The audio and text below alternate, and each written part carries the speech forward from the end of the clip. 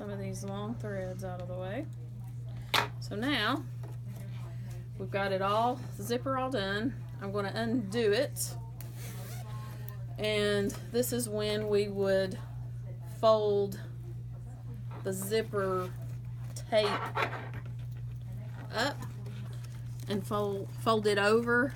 And if you look on the back, the mesh is just kind of right there, but we're going to do a top stitching, and we're going to use that kind of 1/8 inch mark again.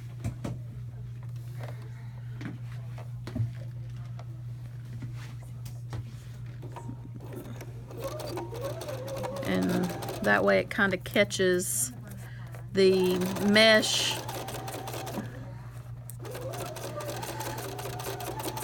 It kind of catches the mesh, so then it doesn't have to, shouldn't have problems getting it caught in your zipper when you're zipping it. So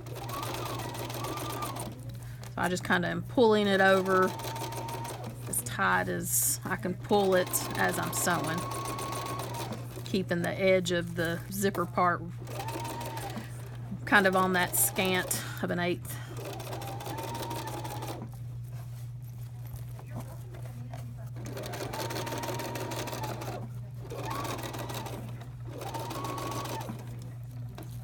This is where using for sure the longer zipper helps, because when you're doing this, you've got extra room if you've got that longer zipper in to be able to kind of sew like this.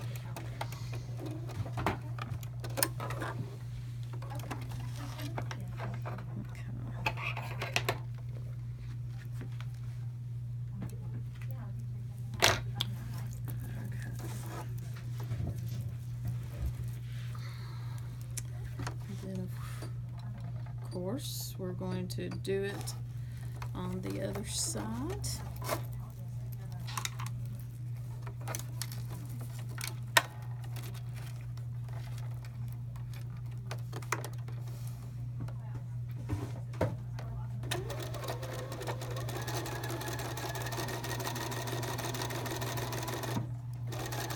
I got way off right there, but that's okay.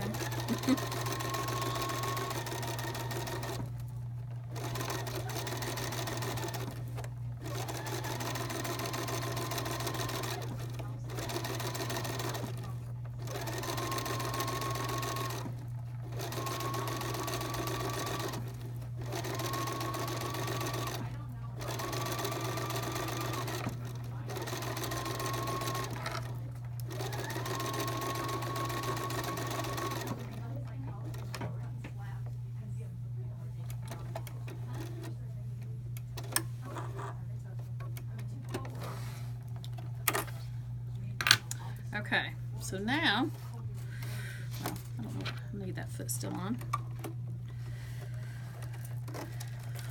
On that step I just did, I should have used the zipper foot and I forgot, but I'll show you what I had done on my actual ones, and that would have been, this is the zipper foot with the guide. I would have been using it like this, and I had the guide pushed over to where it was running right along that edge, which would have been easier for me to do right then, but I'm sorry, I forgot till I got done, and I thought I was supposed to use that zipper foot. But anyway, so you can see kind of how it would run. I've got the guide pushed over to where it's not on the center, to where then it would run right along that edge. So works a little bit better than the one with the guide, which could be number 14 or 54, would work a little bit better than just your regular 4, which is the one that comes with the machine. So if you have the one with the guides, you can use it, or you can see you could have done it with the 37 too. Worked good. Worked good. So now we're going to zip this up, and except we're not going to zip it all the way, because this is where you would mess up, because you would sew your bag closed. And you want to kind of fold, this is the wrong side of our bag, and it said to kind of give you a 1/2 inch, and I just kind of did a little finger press. You can't iron on this because it would melt it. So just kind of a finger press at about a 1/2 inch, and I'm just eyeballing it. Y'all know me as far as I'm going to just eyeball it. and it doesn't really matter. You just need a little crease of something right there, and then we're going to do our side seams. Okay, so make sure that your zipper is pulled back, because if you've got it closed and you sew it up, then we're in trouble. So now with this, you want to do a 1/2 inch seam down this side, and I've used the 37 again when I did this, just because I figured, well, it's worked good on the other parts, and she didn't really specify what to do for just a regular seam. When you're sewing over, my zipper tab is back here, so here it's loose and open. Just make sure that your teeth are like butted up to each other, and you should be fine as far as it staying together.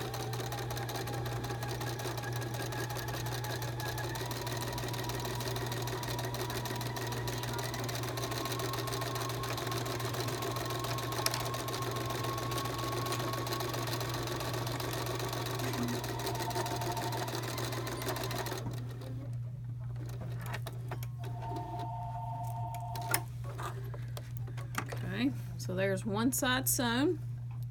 Now we're going to do the other side the same way. We're just going to make sure we've got that 1/2 inch still at the top, and then we're just going to sew down this other side.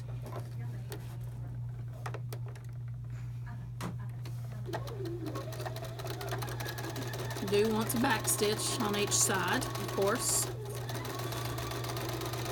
each end.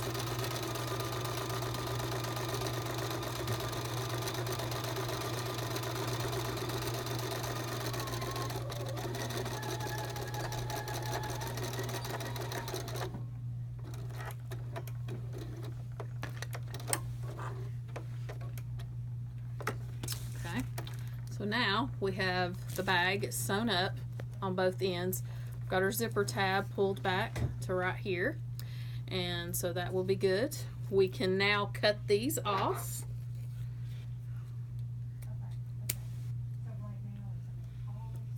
And I will show you something to do with those right now before I forget.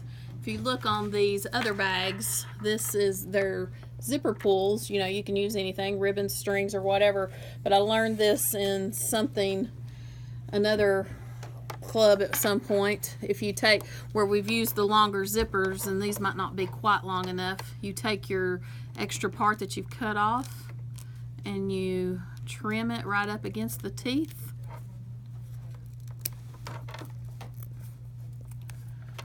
And do that on both sides.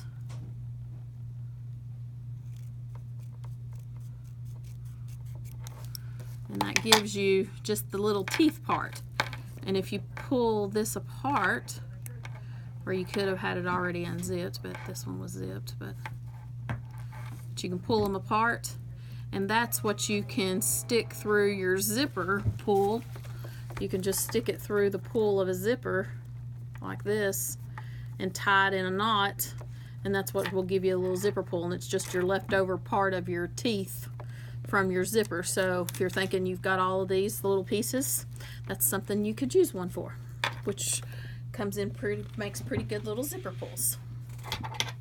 Okay, so now you've got your bag is pretty much complete except for the sides here, and I guess their suggestion is to use a binding, and we're going to do the bias binding maker and put down the sides. If you don't have that, you could make your own binding and just binding tape and just